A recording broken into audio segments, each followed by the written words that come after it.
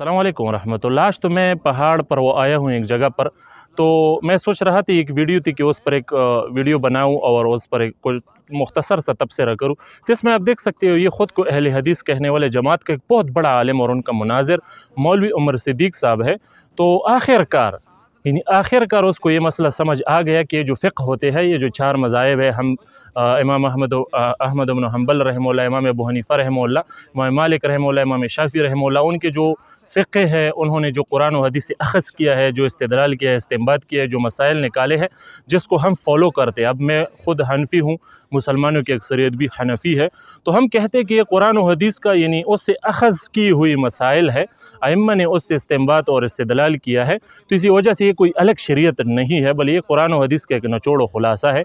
तो हम ये बात कर रहे थे, लेकिन मौलवी उमर सिद्दीक़ साहब को इतना ज़माना बाद ये बात समझ आ गई, लेकिन देर आए दुरुस्त आए। उसकी एक क्लिप सुनो, फिर कुछ वो तबसरा करते हैं। अल्लाह के बंदो, फ़िक़्ह कुरान हदीस से इस्तिंबात और इस्तिदलाल का नाम है। फ़िक़्ह जो है अलग कोई शरीयत नहीं है, ये बात ध्यान में रख लो। और आइम्मा फ़ुक़हा जो है, इन्होंने शरीयत से मसाइल को अख़ज़ किया है। शरीयत साज नहीं है, शरीयत बनाने वाले नहीं है। इमाम अबू हनीफ़ा रहमहुल्लाह पर वही आती थी कि जिस वही की बुनियाद पर उन्होंने किसी चीज को हलाल कर दिया या हराम कर दिया।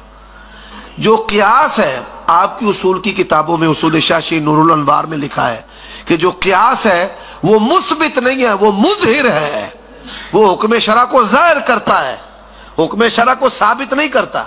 तो जब क़ियास की तारीफ ये है कि वो हुक्म शरा को ज़ाहिर करता है, तो फिर इमाम अबू हनीफ़ा रहमहुल्लाह जो है वो हलाल हराम कैसे बनाने वाले हैं? वो अल्लाह और उसके रसूल के हलाल हराम को बयान करने वाले हैं, जो उलमा और आइम्मा का काम है। अब इसकी मैं दलील भी दे देता हूं।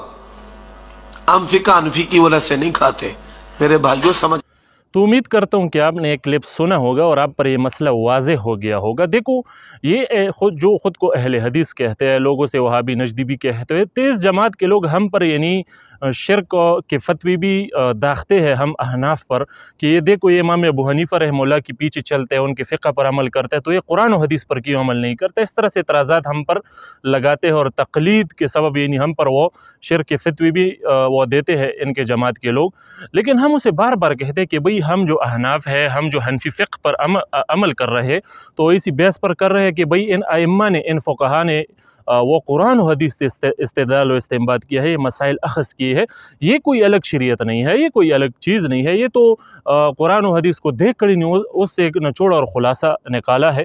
तो हम इस बेस पर यानी इन हनफी फ़िक़्ह पर अमल करते हैं, हम इस बेस पर हनफ़ी है, और वो भी बड़े पक्की किस्म के हनफ़ी है।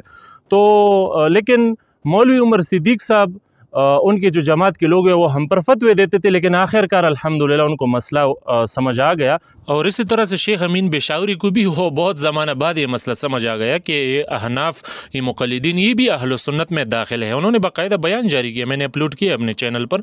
और इस तरह से मौलवी मुस्तफ़ा ज़हीर अमनपुरी, अहले हदीस जमात का बहुत बड़ा मुहक्किक, उनको भी 25 साल बाद ये समझ आ गया कि दुआ करना हर वक्त जायज़ है, सुन्नतों के बाद भी और जनाजे के बाद भी, सफ़ों को तोड़ कर। तो इस तरह से इन लोगों को इतना ज़माना बाद ये मसाइल समझ आते हैं, जिस तरह से मौलाना उमर सिद्दीक़ साहब को भी इतना ज़माना बाद ये समझ आ गया कि फ़िक़्ह ये तो कुरान और हदीस से इस्तिदलाल की हुई जितने वो मसाइल हैं, निकाले हैं जो अइम्मा ने, उनका नाम फ़िक़्ह है। तो इन लोगों का मसला ये है कि उनको बहुत ज़माना बाद ये मसाइल समझ आते हैं, और अल्हम्दुलिल्लाह हम अहनाफ को, हम मुक़ल्लिदीन पर अल्लाह ने ये मसले पहले से ही खोले हैं। तो हमारे और उनके दरमियान ये फ़र्क है।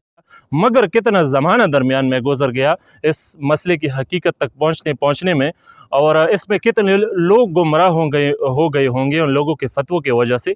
तो बहरहाल एक मसला था सामने आया, तो मैंने आपके सामने वाज़ेह करना और पेश करना मुनासिब समझा। तो अल्लाह करे कि दूसरे लोगों के लिए भी हिदायत का ज़रिया बने, और अहले हदीस हज़रात, वो जो इमाम अहमद इब्न हंबल रहमहुल्लाह, इमाम अबू हनीफ़ा रहमहुल्लाह, इमाम शाफ़ी रहमहुल्लाह, इमाम मालिक रहमहुल्लाह के जो फॉलोअर्स हैं, उनके जो मुक़ल्लिदीन हैं, उन पर जो तक़लीद की वजह से शिरक के फतवे देते हैं, और जो इन चार फ़िक़्हों पर वो अमल करते हैं, उस पर शिरक के फतवे देते हैं ये गैर मुक़ल्लिदीन लोग, तो वो ऐसा न करे। अल्लाह करे कि ये बात, और मौलाना उमर सिद्दीक़ साहब की ये बात वो उसे समझ आ जाए और मसले की हकीकत को समझे।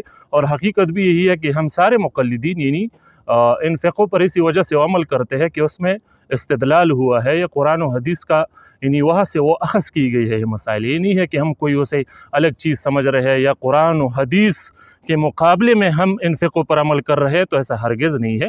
تو تقلید ہم اسی کو ہی وہ تقلید کرتے ہیں. یعنی قرآن و حدیث ائمہ نے جو مسائل نکالے ہیں اور ہم ان ائمہ کے فہم پر، ان کی علم پر، ان کی مہارت پر، ان کے یعنی ان پر ہمارا اعتماد ہے. ہم اس کو ترجیح دیتے ہیں، اس بیس پر ہم ان کے اخذ کی ہوئی وہ مسائل پر عمل کرتے ہیں، اس کو مانتے ہیں. تو بس یہی وہ تقلید ہے. ہم احناف یہی کرتے ہیں، ہم 4 مذاہب والی یہی کرتے ہیں. تو مولوی عمر صدیق صاحب کو یہ مسئلہ سمجھ آ گیا، اللہ کرے کہ دوسرے اہل حدیث حضرات کو بھی سمجھ آ جائے. تو ایک بات آپ کے سامنے میں نے واضح کی. اللہ قبول فرمائے، اللہ لوگوں کے لیے ہدایت کا ذریعہ بنائے. السلام علیکم ورحمۃ اللہ.